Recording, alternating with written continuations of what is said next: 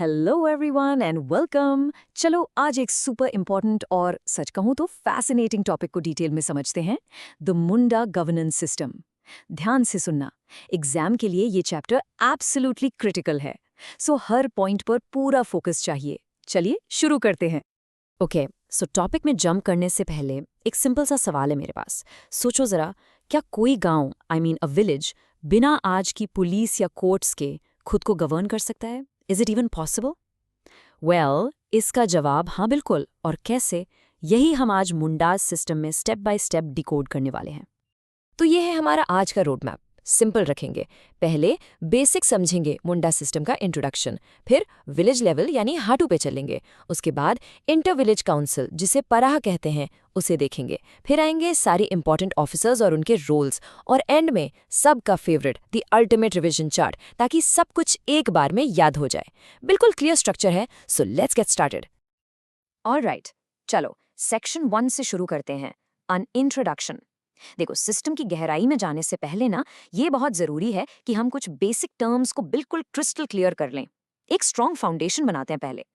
तो सबसे पहला सवाल है, क्या ये मुंडा गवर्नेंस सिस्टम? इसकी डेफिनेशन बिल्कुल सिंपल है। ये मुंडा ट्राइब का ट्रेडिशनल यानी पारंपरिक सिस्टम ऑफ गवर्नेंस है। सिंपल शब्दों में ये वो तरीका था जिससे मुंडा सोसाइटी खुद को ऑर्गेनाइज और मैनेज करती थी। That's it. ओके, अब इस पॉइंट पर आओ, ये बहुत इंपॉर्टेंट है। यहाँ स्टूडेंट्स अक्सर कंफ्यूज हो जाते हैं। जो मुंडा वर्ड है ना, इसके दो अलग अलग मतलब हैं। पहला, एक जनरल मीनिंग, जिसका मतलब है कोई भी स्पेसिफिक पर्सन, सिंपल। बट जब हम गवर्नेंस की बात कर रहे हैं, इस सिस्टम की बात कर रहे हैं, तब मुंडा एक ऑफिशियल पोस्ट है। कौन सी post? The political head of the village. So याद रखो, एक तरफ है एक आम शब्द और दूसरी तरफ एक पावरफुल टाइटल। ये डिफरेंस बिल्कुल क्लियर होना चाहिए। चलिए अब हम आते हैं इस पूरे सिस्टम की नींव पर, उसके फाउंडेशन पर। Section 2, the village level. इसे मुंडा लैंग्वेज में हतू भी कहते हैं। और सुनो, इस लेवल को समझना सबसे जरूरी है, क्योंकि पूरा का पूरा स्ट्रक्चर इसी पर टिका हुआ है। तो सवाल ये है कि विलेज लेवल पर इंचार्ज कौन है, हेड कौन है? ऑफ कोर्स द मुंडा। ये गांव की ग्राम पंचायत के हेड होते हैं, और ये पोस्ट हेरिडिटरी है, यानी जनरेशन आफ्टर जनरेशन एक ही फैमिली में चलती है। अब इनका काम क्या है? सिंपल, 3 मेन काम है। नंबर 1, रेवेन्यू कलेक्ट करना। Number 2, law and order maintain करना। और नंबर 3, गांव की झगड़े सुलझाना। बेसिकली मुंडा जो है ना, वो विलेज का सीईओ, पुलिस चीफ और जज, सब कुछ एक ही आदमी में है, ऑल रोल्ड इनटू वन। अब ये हाथू शब्द, इसका क्या मतलब है? बहुत सिंपल, हाथू मुंडा भाषा में विलेज को कहते हैं। That's it. तो जब हम बोलते हैं कि मुंडा हेड है, इसका मतलब है कि वो हाथू की ग्राम पंचायत का हेड है। हाथू यानी मुंडा विलेज। इजी। अब दिमाग की बत्ती जला लो, क्योंकि इस कॉन्सेप्ट से एग्जाम्स में सीधे सीधे क्वेश्चंस आते हैं। The Khuntkatti land system. इसमें खुंट वर्ड का मतलब है फैमिली। तो ऐसी जमीन जिसे मुंडाज ने खेती के लिए तैयार किया, उसे कहते हैं खुंटकट्टी लैंड। और जो इंसान उस जमीन को तैयार करता है, उसे कहते हैं खुंटकट्टीदार।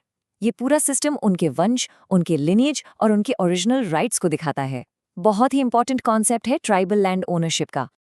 ओके, सो हमने गांव का एडमिनिस्ट्रेशन तो देख लिया, लेकिन सोचो अगर 2 या 2 से ज्यादा गांव के बीच में कोई प्रॉब्लम हो जाए, तब क्या? उसके लिए है नेक्स्ट लेवल ऑफ अथॉरिटी। इसे कहते हैं द इंटर विलेज काउंसिल, और इसका नाम है पराहा। चलो देखते हैं ये कैसे काम करता है। तो ये परागा बनता कैसे है? बहुत ही लॉजिकल प्रोसेस है। इन 3 स्टेप्स में देखो। स्टेप 1, बहुत सारे इंडिपेंडेंट विलेजेस हैं, यानी हत्तू। स्टेप 2, ये सारे विलेजेस मिलकर एक कॉमन पंचायत बनाते हैं, सिंपल। और स्टेप 3, इसी इंटर विलेज पंचायत को परागा या फिर पड़ना कहते हैं। सिंपल वर्ड्स में इसे विलेजेस का एक फेडरेशन समझ लो। अब आते हैं इस पराहा की पावर्स पर, और ये दोस्तों सबसे क्रूशियल पार्ट है। इसका मेन काम है 2 या उससे ज्यादा गांव के बीच के झगड़ों को सुलझाना। ये मुंडा गवर्नेंस सिस्टम की सबसे ऊपर की टॉप मोस्ट बॉडी है। इनफैक्ट ये उनकी सुप्रीम जुडिशरी, एग्जीक्यूटिव और लेजिस्लेटिव बॉडी है, मतलब सब कुछ एक ही जगह। ये कितना ऑसम एग्जाम्पल है ना, एक organised decentralised system of justice का। तो इतनी पावरफुल पंचायत है, ये मिलती कहाँ है? उस जगह का नाम है अखदा या अखरा। लेकिन अखरा सिर्फ एक पॉलिटिकल मीटिंग पॉइंट नहीं है, ये गांव का कल्चरल हार्ट भी है, जहां सारे त्योहार और कम्युनिटी फंक्शंस होते हैं।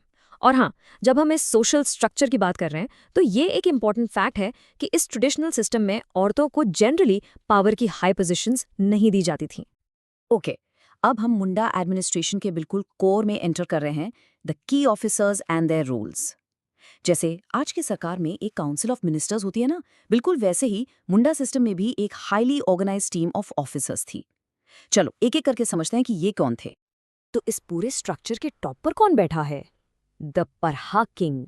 इन्हें परहा किंग भी कहते हैं। ये परहा पंचायत के सबसे बड़े यानी हाईएस्ट ऑफिसर हैं। इन शॉर्ट, ये हैं अल्टीमेट अथॉरिटी। इनका डिसीजन फाइनल डिसीजन होता था। आप इस स्लाइड पर प्लीज प्लीज स्पेशल अटेंशन दो, इससे सीधे क्वेश्चंस बनते हैं एग्जाम में। हम बात कर रहे हैं द पहान की। ये मुंडा विलेज के रिलीजियस हेड हैं। इनका काम क्या है? गांव में शांति बनाए रखने के लिए प्रेयर्स और सैक्रिफाइसेस परफॉर्म करना। अब इस काम के बदले में उन्हें 2 स्पेशल तरह की जमीन मिलती है और इनके नाम एग्जाम में पूछे जाते हैं। पहली है दाली कतारी लैंड, ये tax free revenue free land है। और दूसरी है भूत खता, ये एक्स्ट्रा जमीन है ताकि वो बुरी आत्माओं को भगाने के लिए स्पेशल पूजा कर सके। ये दोनों नाम दाली कतारी और भूत खता बिल्कुल रट लो। अब देखो, पहान अकेले काम नहीं करते, उनकी एक पूरी सपोर्ट टीम होती है। इस टीम में सबसे इम्पोर्टेंट है महातो। ये पहान के असिस्टेंट हैं और इनका मेन काम है मैसेंजर का, यानी पहान की बातें, उनके इंस्ट्रक्शंस पूरे गांव तक पहुंचाना। इनके अलावा पुजारा या पनभारा नाम के असिस्टेंट्स भी पहान की हेल्प करते हैं। चलो एक और बहुत इंपॉर्टेंट ऑफिसर की बात करते हैं, द मंकी। ये पराहा पंचायत के प्रधान यानी हेड होते हैं। सो हायरार्की समझ रहे हो ना? ये पराहा किंग के नीचे ऑपरेट करते हैं। और हाँ, बिल्कुल, मुंडा की पोस्ट की तरह मंकी की पोस्ट भी हेरिडिटरी है, जेनरेशन टू जेनरेशन। तो जैसा मैंने कहा, पेराहा किंग अकेले राज नहीं करते, बिल्कुल नहीं। उनके पास एक पूरी काउंसिल है जो उनकी हेल्प करती है। ये जो स्ट्रक्चर आप देख रहे हो, ये उनकी काउंसिल का है। अब चलो एक एक करके इन ऑफिसर्स और उनके स्पेसिफिक रोल्स को देखते हैं। चलो इस काउंसिल को ब्रेक डाउन करते हैं। सबसे पहले ठाकुर, ये पढ़ा किंग के असिस्टेंट हैं। फिर हैं दीवान, जो मिनिस्टर का काम करते हैं। पांडे का काम है सारे डॉक्यूमेंट्स और रिकॉर्ड संभालना। बरकंदाज गांव के सोल्जर हैं और दरोगा असेंबली की कार्यवाही को कंट्रोल करते हैं।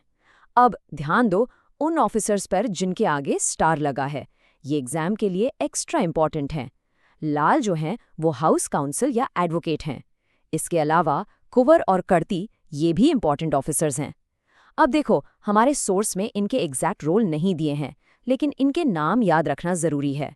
और फाइनली कुछ मिसलेनियस ऑफिसर्स जैसे कोटवार भी आते हैं। ऑलराइट, सो हमने पूरा सिस्टम ऊपर से नीचे तक कवर कर लिया है। अब वक्त है सब कुछ कंसोलिडेट करने का, एक क्विक रिवीजन का। हमारा final section, the ultimate revision chart. और मैं बता रही हूँ, एग्जाम से ठीक पहले रिवीजन के लिए इससे इंपॉर्टेंट स्लाइड और कोई नहीं है। ओके, चलो ready for a rapid fire revision. मैं तो सजेस्ट करूंगा कि इसका एक स्क्रीनशॉट ले लो, नोट्स के लिए बेस्ट रहेगा। चलो शुरू करते हैं। मुंडा विलेज का political head. Hatu Munda village, Khuntkatti family वाला land system. Paraha supreme inter village council, Akhra meeting की जगह। पराहा किंग सबसे बड़ा ऑफिसर। मानकी पहाड़ा पंचायत का head, hereditary. Pahan religious head, very very important. दाली कटारी एंड भूत खेता पाहन को मिली जमीन। महतो पाहन का असिस्टेंट और ठाकुर दीवान एक्सेट्रा राजा के सारे ऑफिसर्स। समझ गए? ब्रिलियंट। अगर इस पूरे सिस्टम का सार, इसका एसेंस एक लाइन में बोलना हो तो इस कोट से बेहतर कुछ नहीं है। A system where tradition is the law and community is the court. सोचो इस लाइन को, ये मुंडा गवर्नेंस की रूह को बिल्कुल परफेक्टली कैप्चर करती है। और जैसे ही हम खत्म कर रहे हैं, मैं आपको एक सवाल के साथ छोड़ना चाहती हूँ, एक थॉट प्रोवोकिंग क्वेश्चन। ये जो मुंडा सिस्टम के प्रिंसिपल्स हैं ना, जैसे कम्युनिटी में मिलकर झगड़े सुलझाना, क्या इन्हें हम आज की मॉडर्न सोसाइटीज की प्रॉब्लम सॉल्व करने के लिए यूज कर सकते हैं? इस पर सोचना जरूर। इसी के साथ मैं आपसे विदा लेती हूँ। सीखते रहिए, एक्सप्लोर करते रहिए।